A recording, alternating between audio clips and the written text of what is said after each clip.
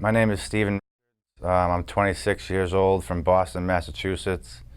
I've been sober a little bit over a year now. I'll just share a little bit about my experience with recovery.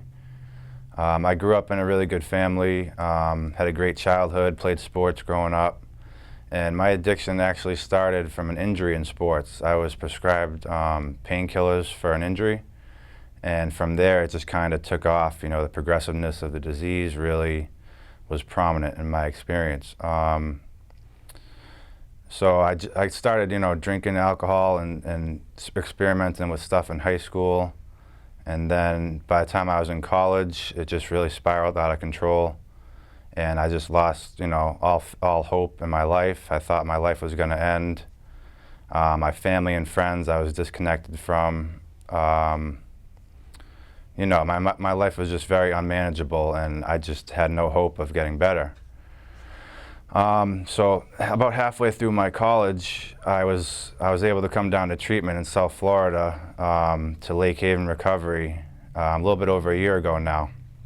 And that place definitely saved my life. I had a great therapist, met a lot of good people down here, just kind of got introduced to the 12 steps of AA and just other recovery techniques and topics. So I would just say that there's definitely hope for people that are struggling with becoming sober and living a good life, because I can tell you I didn't think I was going to be able to find it for myself.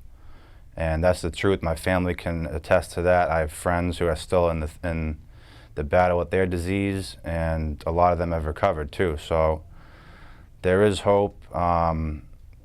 South Florida has been huge for me because it's just such a big recovery capital of the world, I think personally. There's so many recovery centers and meeting places and just everything you need to develop a good lifestyle and be comfortable in recovery. So that's all I have to share for now. I just would say don't give up the fight and just keep doing what you can to get better.